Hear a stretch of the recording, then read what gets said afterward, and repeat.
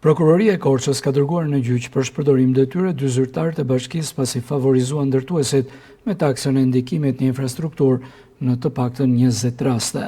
Ata janë shtetasit ZHB dhe EG, të cilët akuzohen për kryerjen e veprës penale të shpërdorimit të detyrës.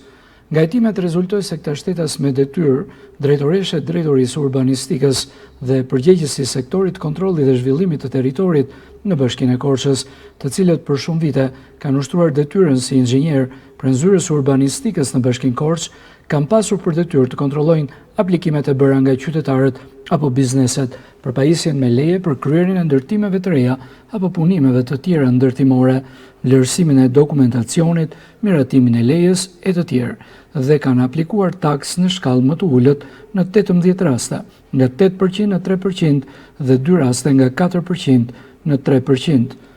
Në rastin objekt hetimi për ndërtimin e një kompleksi me 4 pallate në lagje nr. 3 të qytetit Korçës, dy drejtuesit e urbanistikës Bashkisë Korçë kanë miratuar lejen e ndërtimit për shfrytëzim si kompleks turistik dhe subjekti ka paguar taksën 3% për ndikim në infrastrukturë për ndërtimet e reja, në një kohë kur taksa për ndikim në infrastrukturë për ndërtimet e reja me qëllim banimi apo një sitë tregtare shërbimi për zonë ansambël arkitektonik tradicional në qytetin e Korçës është përcaktuar 8% e çmimit të shitjes për metër katror.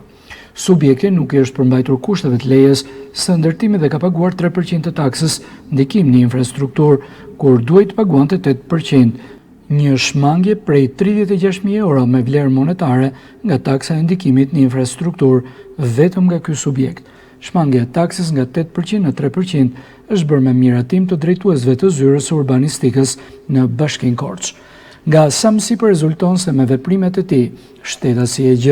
dhe shtetësia ZHL i kanë konsumuar elemente të veprës penale shpërdorimi detyrës parashikuar nga neni 248 i Kodit Penal dhe duhet të mbajnë përgjegjësi penale. Ata favorizuan subjektet ndërtuese në 18 raste, ku taksa 8% për ndërtim me qëllim shitje u reduktua padrejtësisht në 3% ose 4% dhe në 2 raste nga 4% në 3%, duke shkaktuar një dëm ekonomik për Bashkinë Korçë, si dhe kanë miratuar vërtetime për pajisjen me certifikat përdorimi, duke fshehur qëllimin tregtar të ndërtimit edhe kur ishte e qartë se ishin shitur apartamente.